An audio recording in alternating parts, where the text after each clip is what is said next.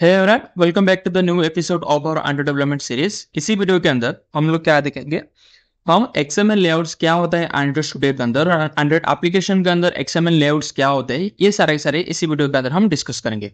तो सबसे पहले उसके ऊपर जाने से पहले हम देखेंगे हमारे जो लेआउट्स के अंदर ये जो होता है मेन एक्टिविटी डॉट एक्सएमएल, ये पहले क्या होता है।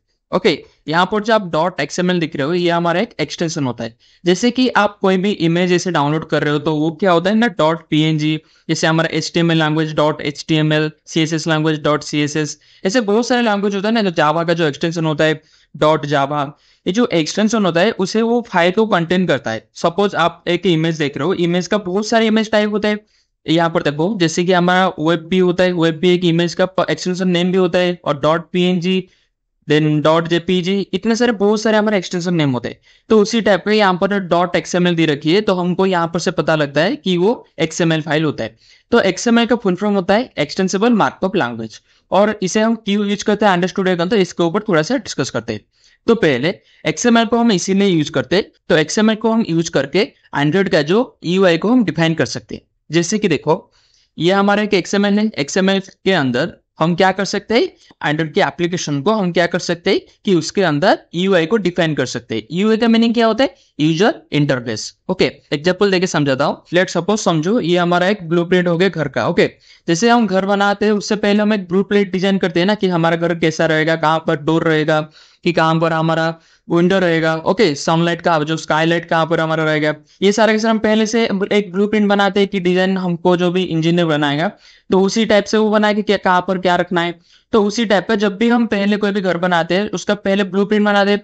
सिर्फ उसी तरह अंडरस्टूडियो के अंदर हम लोग क्या समझते हैं, पहले एक्सएमएल को ब्लूप्रिंट की तरह हम लेते, देन उसके बाद उसके अंदर कहाँ पर बटन रहेगा या कहाँ पर कुछ हमारा इमेज भी रहेगा, कहाँ पर हम कुछ कलर वगैरह डिजाइन कर सकते हैं, कहाँ पर हम टेक्स्ट वगैरह ऐड कर सकते हैं, एलिमेंट्स को हम डिफाइन करते हैं। सिंपली उसे क्या बोलते हैं, यूआई बोलते हैं। ओके, एप्लीकेशन का जो पहले वाला जो स्क्रीन आता है ना, उसको क्या बोलते हैं, हम यूआई बोलते हैं। जो यूआई का पेरेंट क्या होता है, हमारा एक्सएमएल होता है।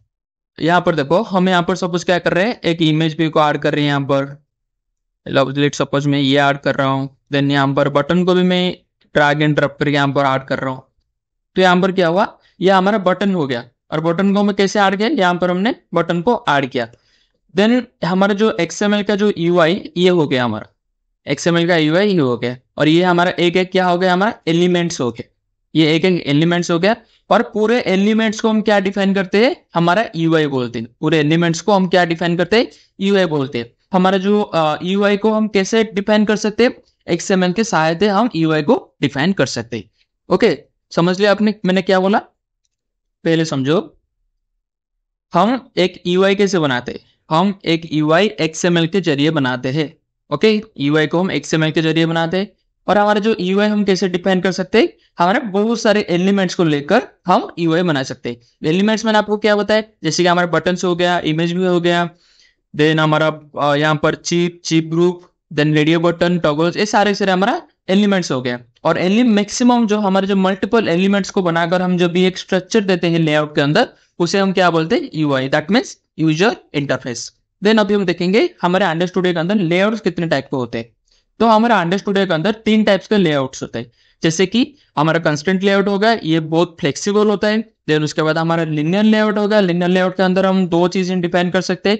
एक तो हम एलिमेंट को कैसे हम हॉरिजॉन्टली हम प्लेस करेंगे, और उसके बाद हम हर एलिमेंट्स को कैसे हम वर्टिकली प्लेस करेंगे। देन उसके बाद हम देखेंगे रिलेटिव लेआउट। रिलेटिव लेआउट के अंदर हम कैसे या उसके ऊपर या नीचे हम कैसे उसे, एक बात बोले तो ये फ्लेक्सिबल नहीं हो सकता है, और ये ज्यादा कॉम्प्लिकेटेड भी होता है रिलेटिव लेआउट। तो उसके बारे में भी थोड़ा हम डिस्कस करेंगे। तो पहले चलते हम हमारे लिनियर लेआउट के अंदर। तो पहले लिनियर लेआउट यहाँ पर करते थे उसे लिनियर लेआउट। तो लिनियर लेआउट के अंदर हम 2 चीजें डिफाइन कर सकते हैं, एक तो होता है हॉरिजॉन्टल और वर्टिकल। ओके, मैं आपको थोड़ा सा एग्जांपल देके यहाँ पर समझाता हूँ। ओके, सपोज समझो यह हमारा एक मोबाइल स्क्रीन है, और हम क्या चाहते हैं कि बटन को ऐसे ऐड करना। बटन को ऐड करने के लिए मैं ये वाला चूज करता हूँ। अगर लेट सपोज हम बटन को ऐसे ऐड करना चाहते हैं, यह हमारा किसी तरह हो गया, हमारा हॉरिजॉन्टल की तरफ हो गया। तो इसको बनाने के लिए हम सिंपली क्या यूज करेंगे, हमारा लिनियर लेआउट के ओरिएंटेशन हॉरिजॉन्टल वाला। ओके, यहाँ पर मैं इसको क्या करता हूँ, लेट सपोज मैं यहाँ पर बटन ऐड करता हूँ। यहाँ पर डिजाइन में जाके डायरेक्टली बटन को ऐसा ऐड करके यहाँ पर ड्रैग एंड ड्रॉप करूंगा। देखो मैंने हॉरिजॉन्टल सेट नहीं किया है, फिर भी वो क्या ले रहा है, हमारे हॉरिजॉन्टल ही ले रहा है, क्योंकि हमारे जो एंड्रॉइड स्टूडियो के अंदर जो लिनियर लेआउट का डिफॉल्ट सिस्टम क्या होता है, चीज़ों को हॉरिजॉन्टली सेट करना है। मैं यहाँ पर ओरिएंटेशन यहाँ पर क्या चूज करूंगा, हॉरिजॉन्टली। देन यहाँ पर ये सारे के सारे पहले से हॉरिजॉन्टल है। देन मैं अभी इसे क्या करूंगा, वर्टिकली सेट कर दूंगा। देन देखो ये सारे के सारे नीचे आ गए। ओके, ये सारे के सारे भी क्या हुआ, ये सारे के सारे भी नीचे आ गया। देन यहाँ पर जो लिनियर लेआउट का जो विड्थ होता है मैच पेरेंट और हाइट होता है मैच पेरेंट, और मैच पेरेंट और यहाँ पर हम और एक भी सेट कर सकते हैं रैप कंटेंट, और यहाँ पर हम फीड पेरेंट भी कर सकते हैं। तो मैं ये आपको बाद में समझाऊंगा फीड पेरेंट क्या होता है। पहले हम देखते हैं रैप कंटेंट क्या होता है और मैच पेरेंट क्या होता है। देखो पहले मैं आपको समझाता हूँ मैच पेरेंट क्या होता है। मैच पेरेंट का मीनिंग होता है हमारे जो हाइट या विड्थ को, विड्थ के अंदर क्या दे रखी है, रैप कंटेंट दे रखी है, और हाइट के अंदर क्या दे रखी है, हम मैच पेरेंट दे रखी है। मैच पेरेंट के अंदर हम क्या सेट कर सकते हैं, यहाँ पर हम विड्थ हाइट को मैच पेरेंट ले रहे हैं, मतलब हाइट का जो साइज है वो हमेशा के लिए मैच पेरेंट ही रहेगा। मतलब ये जो देखो, ये जो होता है ना यहाँ पर, देखो हमारे जो ये जो सारे के सारे जो लाइंस होते हैं इसे हम क्या बोलते हैं, पेरेंट बोलते हैं। ओके, समझो ये हमारे एक पेरेंट बोलते हैं।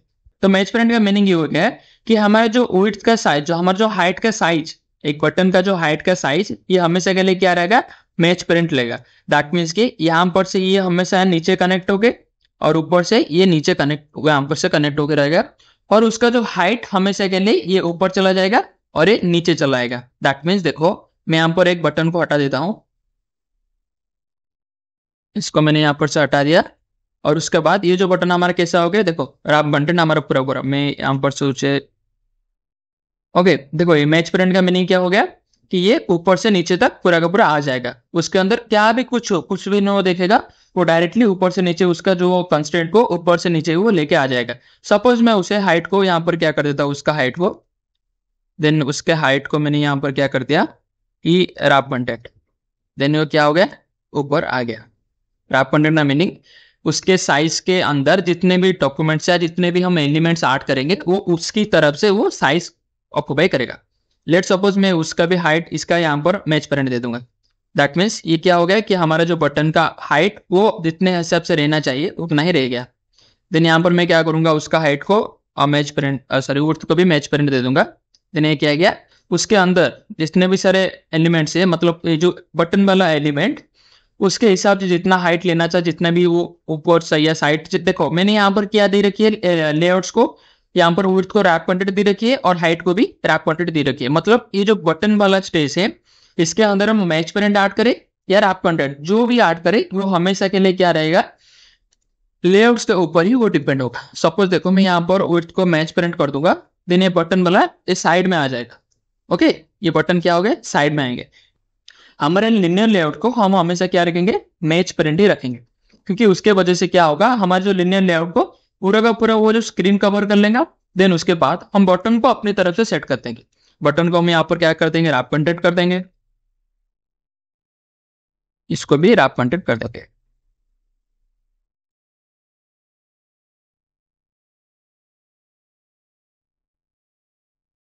यहाँ पर उसे हटा देते हैं, उसको भी रैप कंटेंट कर देंगे। लेआउट वेट इसे मैंने की है, मैं आपको बाद में समझाऊंगा अभी। ओके, ये हमारा एक बटन हमने यहाँ पर ऐड कर लिया। तो मैंने आपको बताया कि लेआउट के अंदर जो डिफॉल्ट होता है वो क्या सेट होता है, हॉरिजॉन्टली सेट होता है। तो मैंने यहाँ पर क्या चीज किया, उसे चेंज करके ओरिएंटेशन वर्टिकल सेट किया। देन उसके बाद मैं यहाँ पर उसे कॉपी करूंगा, देन उसके बाद यहाँ पर पेस्ट करूंगा।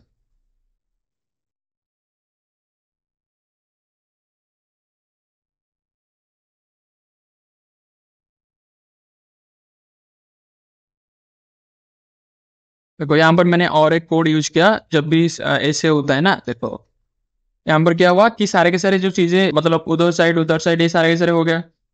देन उसको सॉल्व करने के लिए डायरेक्टली आप क्या करोगे, control alt then N press कर दोगे, ये सारे के सारे अपनी तरफ से साइज अपनी ले लेंगे।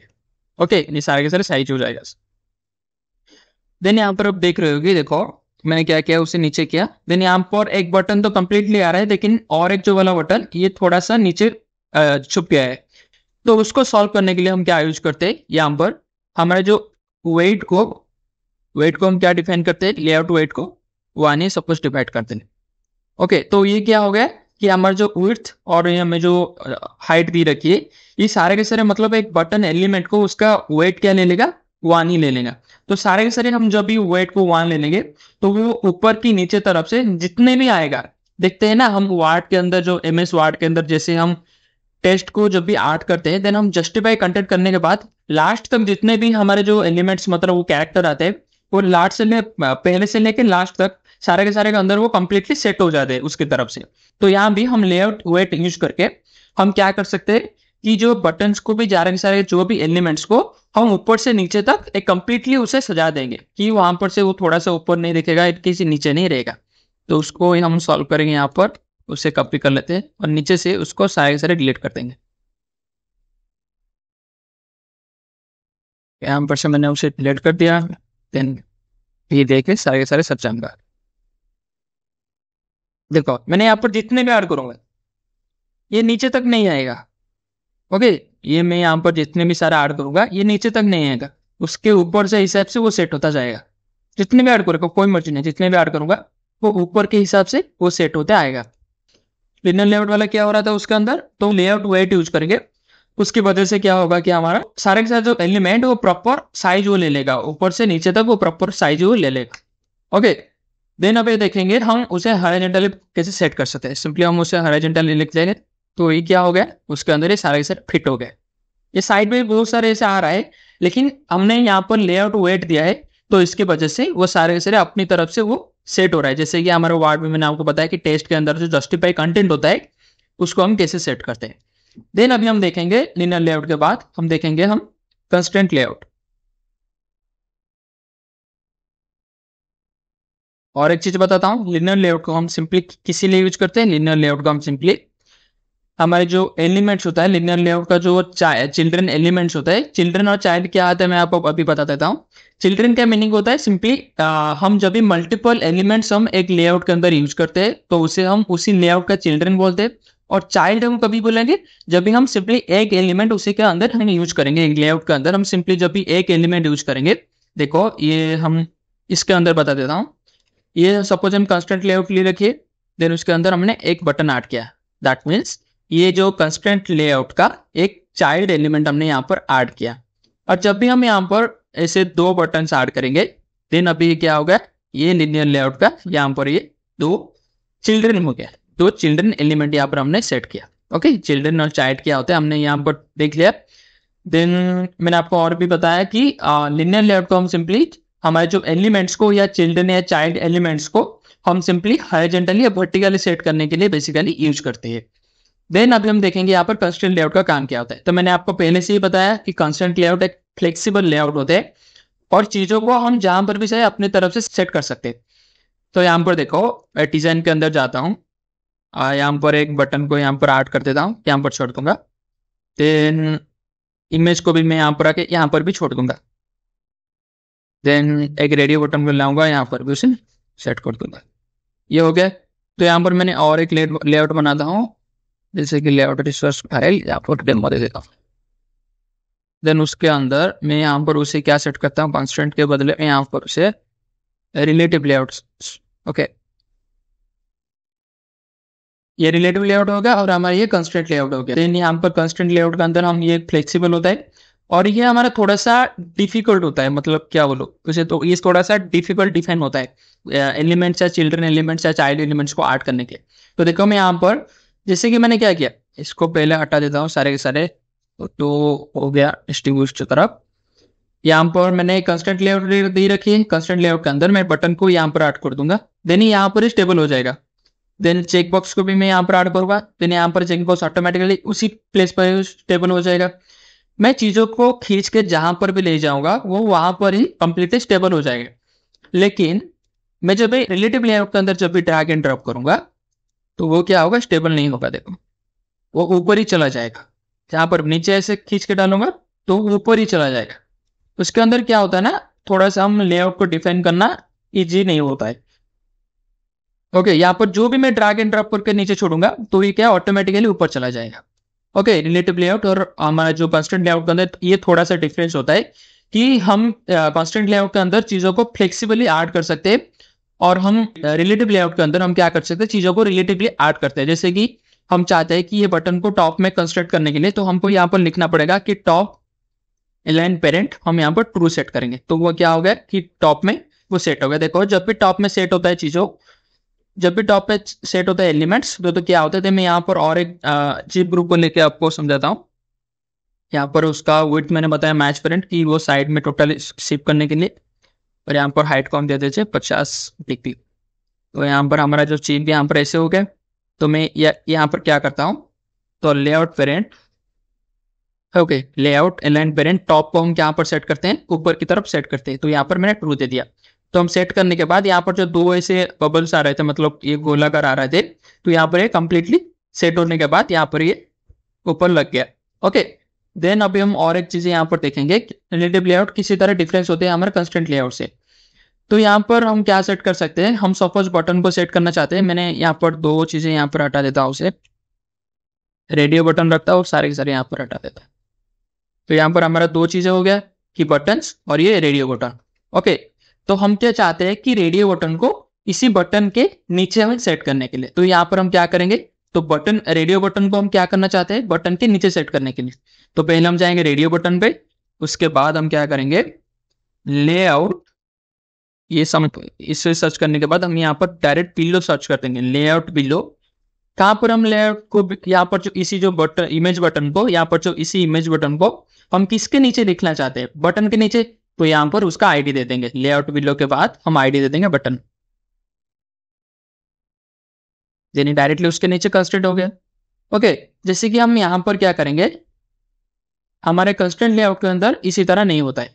कंस्ट्रेंट लेआउट के अंदर हम सपोज उसके नीचे सेट करेंगे, तो यहाँ पर चेन बस को हम बटन के नीचे सेट करेंगे, तो हम उसे डायरेक्टली ड्रैग एंड ड्रॉप करके यहाँ पर उसे कंस्ट्रेंट कर देंगे। कंस्ट्रेंट लेआउट के अंदर यहाँ पर इजी होता है कि हमको कोड और लिखना नहीं पड़ता, डायरेक्टली ड्रैग इन करके ड्रॉप करके यहाँ पर इजीली हम कंस्ट्रेंट कर सकते हैं। यहाँ पर हम और एक लेंगे, जैसे कि एक और बटन। तो यहाँ पर हम क्या करेंगे, उसको सिंपली यहाँ पर से कॉपी कर देंगे और नीचे से ले जाएंगे। ओके, देन हम उसका आईडी थोड़ा सा चेंज कर देते हैं, इसका आईडी नहीं देते, और ये वाला जो नीचे जो कंस्ट्रेंट हुआ है उसको भी यहाँ पर से हटा देते हैं। तो ये काम पर ऊपर ऊपर डायरेक्टली सेट हो जाएगा। ओके, देन यहाँ पर चेक बॉक्स को हम डायरेक्टली उसे क्या करेंगे, उसके टॉप को चेक बॉक्स के और एक जो चेक बॉक्स के नीचे हम कंस्ट्रेंट करेंगे, तो यहाँ पर इसे ड्रैग करेंगे, देन यहाँ पर उसे सेट कर देंगे। तो ये क्या हो जाएगा, उसके डायरेक्टली नीचे हो जाएगा। लेकिन रिलेटिव लेआउट के अंदर हम ऐसे नहीं कर सकते।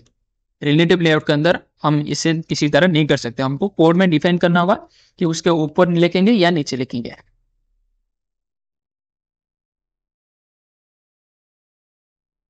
ओके, यहाँ पर चेक बॉक्स मैंने दे दिया।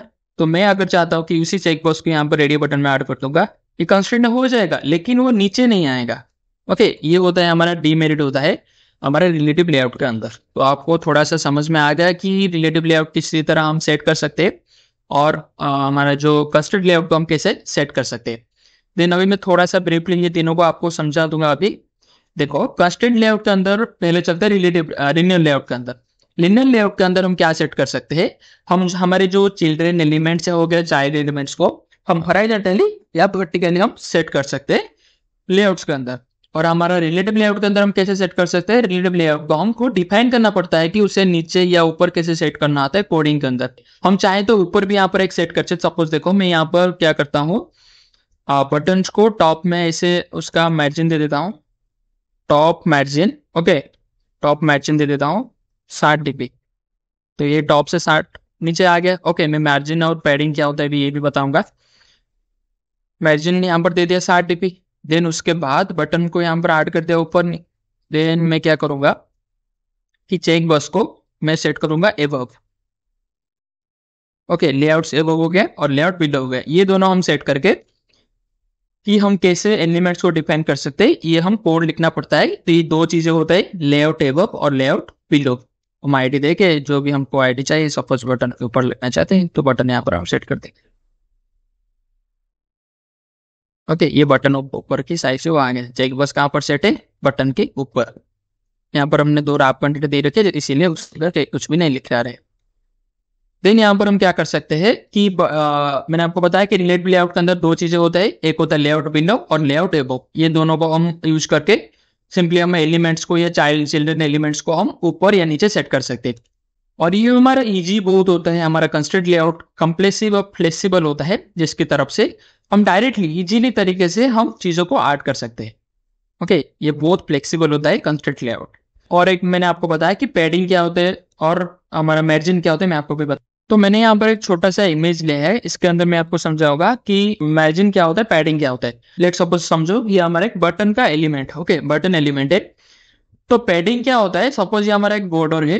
तो पैडिंग का मीनिंग ये होता है कि हम बॉर्डर से नीचे तक जो भी हम पैडिंग सेट करेंगे वो कंटेंट क्या होता जाएगा, छोटा छोटा होता जाएगा। लेकिन हम उसके बदले हम मार्जिन जब यूज करेंगे, वो हमारे जो पेरेंट्स से हम सेट करेंगे कि वो मार्जिन क्या रहेगा, तो ऊपर से वो नीचे तक आता आता जाएगा। ओके, ये हमारा एक बॉर्डर है। हम जब एक पैडिंग सेट करेंगे, लेट सपोज मैं यहाँ पर डिजाइन में जाके एक इमेज व्यू को मैं यहाँ पर ऐड कर रहा हूँ, कवन के यहाँ पर इमेज व्यू को ऐड कर रहा हूँ, ये वाला इमेज। ओके, यहाँ पर मैं क्या सेट कर रहा हूँ, ये हमारा रिलेटिव लेआउट। मैंने आपको बताया रिलेटिव लेआउट को हम जैसे सेट करेंगे वो ऊपर ही जाता जाएगा। देन उसके बाद हम यहाँ पर क्या करेंगे, नीचे आ जाऊंगा। देन यहाँ पर लिखूंगा कि top margin. Okay, layout top margin, उसे मैं 60 दे दूंगा। यानी क्या हो गया, ऊपर से नीचे तक ये टोटली नीचे आ गया, मतलब ऊपर से 60 वो कवर कर लिया। लेआउट मार्जिन स्टार्ट हम क्या देंगे, स्टार्ट के अंदर हम क्या देंगे, 60 दे देंगे। मतलब ये स्टार्ट हो रहा है यहाँ से स्टार्टर है, लेकिन यहाँ से वो स्टार्टर है, तो उसके बदले वो क्या कर लेगा कि यहाँ से 60 को साइड में ले जाएगा। देन अभी हम क्या सेट करते हैं, पैडिंग सेट करते हैं। पैडिंग सेटअप जब भी करेंगे, देन यहाँ पर 60 दे दूंगा। तो यहाँ पर क्या हो गया, देखो ये हमारा एक मार्जिन है। ये सारे के सिर्फ ऊपर से नीचे से यहाँ तक हमने मार्जिन सेट किया है। लेकिन पैडिंग क्या करता है, मैंने आपको बताया कंटेंट को वो छोटा कर लेगा, और पैडिंग जो बॉर्डर के अंदर वो पैडिंग सेट कर लेगा। ओके, ये हो गया मार्जिन, ये हो गया पैडिंग। मार्जिन पैडिंग के डिफरेंस के अंदर क्या रहता है, हमारा जो कंटेंट का बॉर्डर रहता है। तो मार्जिन होता है हमारे जो लेआउट्स की जो साइड होता है, पेरेंट होता है, साइज डिपेंड करेंगे उसने हिसाब से वो मार्जिन सेट कर लेगा, मतलब साइड हो जाएगा। और पैडिंग में ये होता है कि हमारे जो एलिमेंट्स का जो कंटेंट का जो बॉर्डर होता है उससे वो साइड हो जाएगा। ओके, जैसे कि हमारा लेआउट का जो बॉर्डर होता है, ये वाला बॉर्डर होता है लेआउट का। तो लेआउट की बॉर्डर से जब भी हम कुछ साइज को एक्सटेंड करते हैं उसे हम बोलते हैं मार्जिन। और हमारे कंटेंट का जो बॉर्डर होता है उससे हम जो भी साइज डिपेंड करते हैं साइड करने के लिए, तो उसे हम सिंपली क्या बोलते हैं, पैडिंग बोलते हैं। देन अभी चलते हैं और एक लास्ट टॉपिक है, नेस्टेड यूआई क्या होता है। ओके, मैंने आपको बताया यूआई को हम कैसे डिपेंड करते हैं, एक्सएमएल के जरिए। तो नेस्टेड यूआई ये होता है कि लेट सपोज समझो एक प्रोफाइल, हमारे जो इंस्टाग्राम का प्रोफाइल कैसे होता है, यहाँ पर जो हमारा इंस्टाग्राम का प्रोफाइल हो गया, तो उसके अंदर क्या होता है, देखो यहाँ पर एक ये प्रॉपर लेआउट होता है हमारा।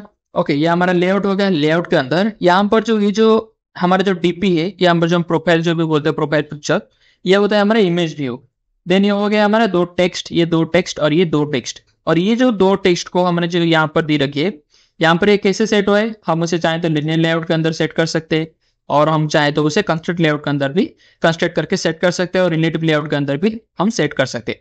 और ये तीनों को हमने जो यहाँ पर पोस्ट वाला, फॉलोअर्स वाला और फॉलोइंग वाला, ये जो 6 रह गए, इसी जो ये तीनों को हम कैसे सेट कर सकते हैं कि हम उसे लिनियर लेआउट के अंदर भी सेट कर सकते हैं, रिलेटिव लेआउट के अंदर भी सेट कर सकते हैं, और हम चाहे तो कंस्ट्रक्ट लेआउट के अंदर सेट करते हैं।